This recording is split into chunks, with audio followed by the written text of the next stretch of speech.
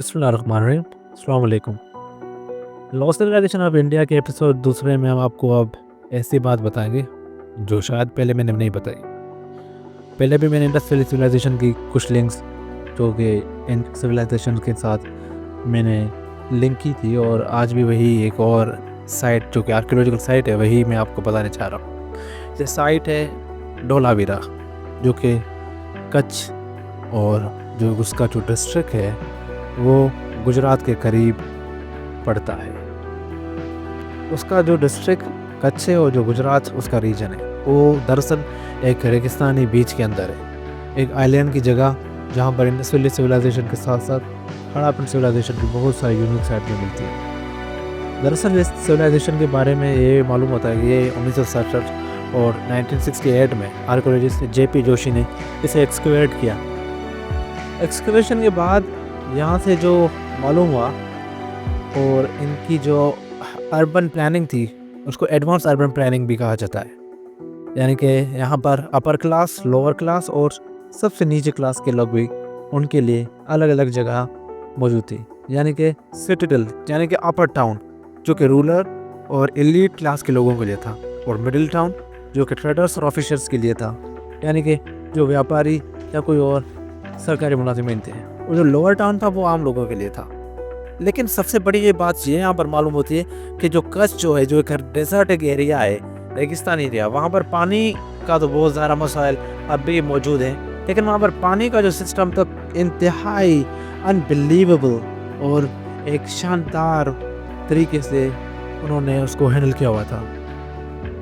ये एक बहुत ही ज़्यादा रिच इन कल्चर था।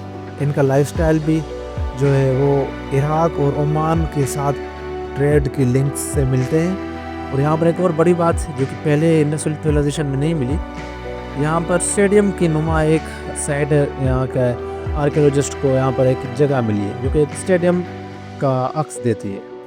यहाँ पर एक और अच्छी बात और एक हैरानकुन बात यह मिलती है कि जो पिछली कई इंडस वैली सिविलाइजेशन के अंदर नहीं मिलती।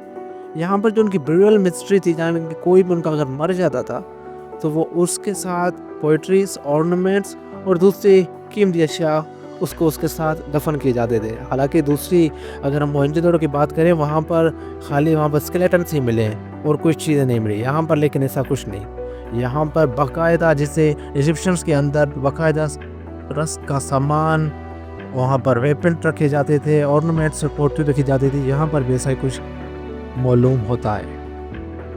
और सबसे बड़ी बात, यहाँ पर साइन बोर्ड भी एक मिला है, जी हाँ, जो कि हड़प्पन सिविलाइजेशन की तरह हड़प्पन स्क्रिप्ट में लिखा हुआ है, जो कि अभी तक डिसाइफर नहीं हुई। लेकिन यहाँ पर ये सबसे बड़ी ये बात होती है कि यहाँ पर एक साइन बोर्ड भी मिला है जो कि पहले कहीं भी किसी सिविलाइजेशन के अंदर नहीं मिला, खासतौर पर इंडस वैली सिविलाइजेशन के अंदर। बहरहाल ऐसी बड़ी सिविलाइजेशन जो कि अपने वक्त के साथ अपने वक्त के धारा निकल कर एक एडवांस सिविलाइजेशन की तरफ पहुंच चुकी थी, ये कोलैप्स कैसे हुई, इनका डिक्लाइन किससे हुआ, ये अभी तक एक राज है।